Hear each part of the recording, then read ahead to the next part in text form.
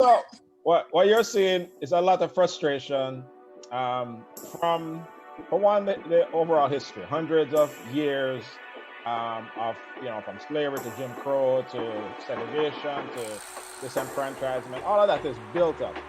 In addition to that, what is presently going on right now with the health crisis and the economic crisis, which hits our community hardest, right? And so you have, a lot of people who are, furloughed out of a job, probably have family members sick in the hospital who died or they can't even go and visit. And so then pack on top of that, this thing with George Floyd now everybody's out in the streets. And so, yes, right now, there's a lot of anger. But as you said, as you introduced this topic, this has happened before.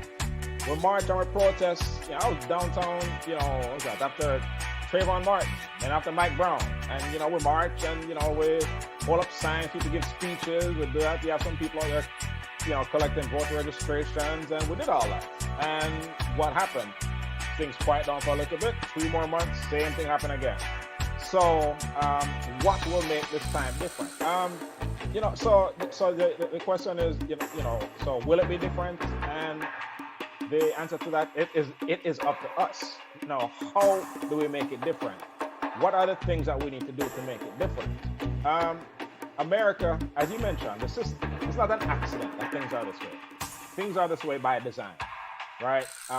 From red line and, no investment in certain communities and can't own homes in certain areas, and then funding schools through property taxes. So if you're in a low, property area, then your school don't get enough resources, so we can keep you with substandard education. So now, all these things are by design.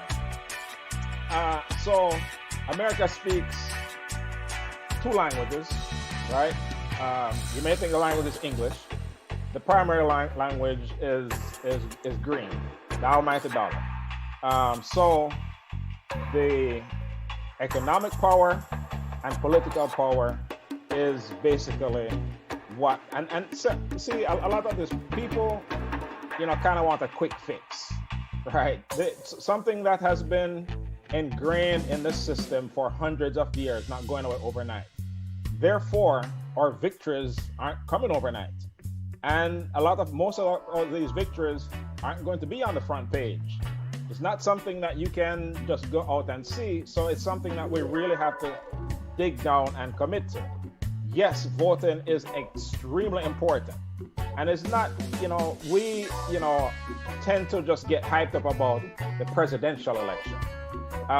The people who have the most impact on your life on a day-to-day basis is who run your local community.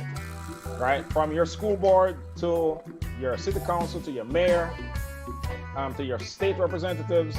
These are the people who really run things in your world. I heard somebody say, after the Ferguson thing with Mike Brown and that officer, I don't think he was even charged. Every single person who was a part of that decision was either elected or nominated by somebody who was elected. With Ferguson being a majority black community, they just got their first black mayor, I think, this week. But that is, when we don't take that right seriously enough, because the system not working. Well, the system not working because we don't really participate in it like we should. And that's not just voting; it also means running for office ourselves. So those are the slow victories. We're going to have to get up and go to our school board meetings and do all these things, and go to our city council meetings and make sure that we put the right people in these positions to then make the necessary changes. We can list off all sorts of changes that we think would make sense, such as there's no reason why in any police department that if there's an officer involved shooting, that the DA, who in 99% of cases is working with the police department, there's no reason that same DA should be expected to prosecute the people that they work with it, every day. So in every single city across the country, we have to get rid of that. But these things can't be decided at the federal level. It's on a city by city basis. That's why I say it's going to be this battle isn't going to be one that is easy to articulate and easy, to do. So, that's the, there are many aspects about that, and I've been talking for a while now, as I do when something really hits. The political power is one aspect of it.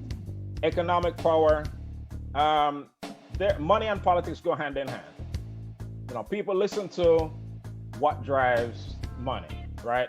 Campaigns are funded. Companies donate to steer legislation towards their interests.